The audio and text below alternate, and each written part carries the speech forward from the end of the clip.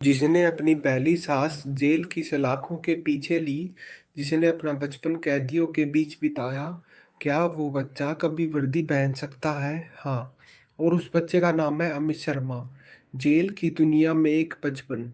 अमित का जन्म एक केंद्रीय जेल में हुआ था। उसकी मां जानकी को एक गंभीर अपराध में उम्र कैद की सजा हुई थी जब वह गर्भवती थी। जानकी एक पढ़ी लिखी महिला थी जिसने गलती से एक ऐसा अपराध किया था जिसका बोझ उसे और उसके अजन्मे बच्चे को उठाना था। पिता कौन था, यह आज तक एक रहस्य था जो जानकी ने कभी किसी से नहीं बताया। अमित की पहली दुनिया जेल की ऊंची काली दीवारें और भारी लोहे के दरवाजे थे, जहां दूसरे बच्चे खिलौने और कहानियों से अपना बचपन बिताते थे। अमित का बचपन जेल के अंधेरे और ऊंची दीवारों के बीच बीता। उसके लिए जेल के कैदी ही उसके पहले दोस्त, परिवार और शिक्षक थे। लल्लू चाचा, एक बूढ़े कैदी जो कभी एक शिक्षक थे, ने अमित को अक्सर ज्ञान दिया। गीता दादी, एक महिला कैदी, उसे लोक कथाएं और गाने सुनाती थी। सुल्तान भाई, एक मजबूत और शांत कैदी, उसे शारीरिक खेल सिखाता था। ये लोग अमित के लिए सिर्फ कैदी नहीं थे, बल्कि वे एक टूटा हुआ फिर भी प्यार से भरा परिवार था। उसकी माँ जानकी ने अमित को हर संभव तरीके से दुनिया के बारे में सिखाने की कोशिश की। वह उसे जेल के आंगन में बैठाकर पेड़ों, पक्षियों और आसमान के बारे में बताती। अमित के मन में हमेशा एक खालीपन था। वह जेल की चारदीवारी से परे की दुनिया को जानने के लिए बेचैन था। उसकी माँ की आंखों में वह हमेशा एक उदासी देखती थी जो उसके जन्म से जुड़ी थी, और अमित समझता था कि इस दर्द की वजह वह खुद था। टर्निंग पॉइंट, वह आईपीएस जिसने बदली जिंदगी। अमित जब 8 साल का हुआ तो एक दिन जेल में निरीक्षण पर आए एक आईपीएस ऑफिसर ने अमित को देखा। अफसर का नाम राजेश वर्मा था और उनकी नज़र अमित की शांत मगर जिज्ञासु आंखों पर पड़ी। वह लड़का अपनी माँ के साथ बैठा था और एक पुरानी किताब पढ़ रहा था। अफसर ने उसे कुछ सवाल पूछे। तुम्हारा नाम क्या है? अमित ने बिना डरे जवाब दिया, अमित। तुम बड़े होकर क्या बनोगे? अफसर ने पूछा। अमित ने एक पल सोचा और फिर कहा, मैं नहीं जानता, मैं यहीं पैदा हुआ हूँ। अमित के जवाब ने अफसर को झकझोर दिया।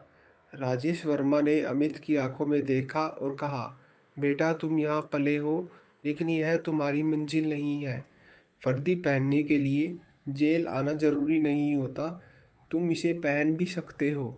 इस एक लाइन ने अमित के दिल में आग लगा दी। यह सिर्फ एक वाक्य नहीं था, यह अमित के जीवन का टर्निंग पॉइंट था। उसे पहली बार लगा कि उसके पास अपनी नियति बदलने की शक्ति है। उसे पहली बार एक सपना मिला, एक ऐसा सपना जो जेल की दीवारों से परे था। उस दिन अमित ने अपनी माँ से पूछा, माँ क्या मैं सच में बाहर की दुनिया में जा सकता हूँ? जानकी की आंखों में पहली बार निराशा की जगह उम्मीद की किरण दिखाई दी। बाहर की दुनिया में संघर्ष और चुनौतियाँ। उस आईपीएस ऑफिसर की प्रेरणा और एक एनजीओ की मदद से अमित की मां ने उसे जेल से बाहर एक सरकारी स्कूल में भेजा। बाहर की दुनिया अमित के लिए पूरी तरह से नई थी। पेड़, खुली हवा और पार्क, ये सब उसने पहली बार देखे थे। सबसे बड़ी चुनौती थी स्कूल। स्कूल में लोग उसे कैदी की औलाद कहकर ताने मारते थे। कई बार भेदभाव हुआ, हंसी उड़ाई गई।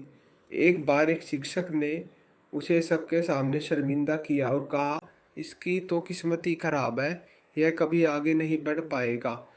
लेकिन अमित ने ठान लिया था, मुझे साबित करना है कि मेरी पहचान जेल नहीं, मेरी मेहनत होगी। वह दिन रात पढ़ता रहा। उसे पता था कि यह सिर्फ उसकी लड़ाई नहीं, बल्कि उसकी माँ के सम्मान और उस आईपीएस अफसर के भरोसे की एक लड़ाई है। 12वीं में उसने जिले में टॉप किया और अपनी सफलता से उन सभी लोगों को चुप कर दिया जो कभी उस पर हंसते थे। उसकी माँ ने जब यह खबर सुनी तो उसकी आंखों से आंसू बह निकले बह निकले। यूपीएससी की तैयारी और असफलता का सामना। ग्रेजुएशन के बाद अमित ने यूपीएससी की तैयारी शुरू की। यह सफ़र आसान नहीं था। उसकी माँ, जो अब अपनी सज़ा पूरी करके रिहा हो चुकी थी, उसने हर कदम पर उसका साथ दिया। उन्होंने छोटे मोटे काम करके अमित की पढ़ाई का खर्च उठाया। अमित कहता था, मैं जेल में पैदा हुआ था, लेकिन मैं जेल के लिए नहीं बना हूँ। मैं कानून का रक्षक बनूंगा। उसने पहली बार यूपीएससी की परीक्षा दी, लेकिन वह असफल रहा। दूसरी बार भी असफल रहा। तीसरी बार भी। हर सफलता उसे तोड़ रही थी, लेकिन उसकी माँ के चेहरे की उम्मीद और आईपीएस राजेश वर्मा की कही बात उसे आगे बढ़ने के लिए हिम्मत दे रही थी। एक बार जब वह बहुत निराश था तो उसकी माँ ने कहा, बेटा, जेल में मैंने तुम्हें एक बात सिखाई थी कि हर अंधेरे के बाद एक सवेरा आता है। तुम हिम्मत मत हारो। अमित ने फिर से तैयारी शुरू की। इस बार उसने अपनी रणनीति बदली। उसने उन सभी विषयों पर ध्यान केंद्रित किया जिनमें वह कमजोर था। वह घंटों तक लाइब्रेरी में बैठता रहा, खाने पीने की भी परवाह नहीं करता था। उसके पास संसाधन सीमित थे, लेकिन उसका दृढ़ संकल्प असीमित था। सफलता की ऊंचाई। आईपीएस अमित शर्मा। आखिर वह दिन आया, यूपीएससी का रिजल्ट। पूरे देश में अमित शर्मा ने आईपीएस सेवा में चयन पाया। वह आईपीएस अमित शर्मा बन गया। जो बच्चा उन सलाखों के पीछे पैदा हुआ था, आज उन्हीं सलाखों के बाहर खड़ा होकर कानून का पहरेदार बना था। उसकी पहली पोस्टिंग उसी जेल में हुई जहां उसका जन्म हुआ था। जब वह वर्दी पहनकर उस जेल में घुसा तो वहाँ की पुरानी दीवारें और गलियारे उसके बचपन की कहानियाँ को दोहरा रहे थे। लेकिन अब वह कैदी नहीं, बल्कि एक आईपीएस अफसर था। वहाँ के कैदी जो उसे बचपन में जानते थे, आज उसे सम्मान भरी नज़रों से देखते थे। उनकी आंखों में गर्व था कि उनका छोटा अमित आज इतना बड़ा अफसर बन गया है। सबसे भावुक पल तब आया जब अमित ने अपनी माँ से कहा, माँ, आज तुमने मेरी आंखों में जो गर्व देखा है वो तुम्हारी मेहनत का फल है। उसकी माँ ने उसे गले लगा दिया। अमित ने उसे आईपीएस अफसर राजेश वर्मा को ढूंढा, जिन्होंने उसे एक सपना दिया था और उनका आभार व्यक्त किया। आज का योगदान और संदेश। आज आईपीएस अमित शर्मा बाल अधिकारियों के लिए काम करता है। वह जेलों में जाकर उन बच्चों की मदद करता है जो अपनी माँ के साथ जेल में रहते हैं।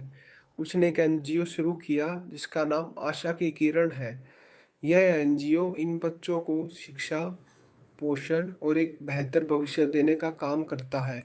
वह कहता है, बचपन सलाखों में बंद नहीं होना चाहिए, उन्हें भविष्य मिलना चाहिए, सजा नहीं। अमित शर्मा की कहानी सिर्फ एक व्यक्ति की कहानी नहीं है, बल्कि यह उन सभी लोगों के लिए प्रेरणा है जो मानते हैं कि उनकी परिस्थितियाँ उनकी नियति को तय करती है। यह कहानी हमें सिखाती है कि जन्म सिर्फ एक शुरुआत है, उसकी असली कहानी तुम्हारी मेहनत से लिखी जाती है।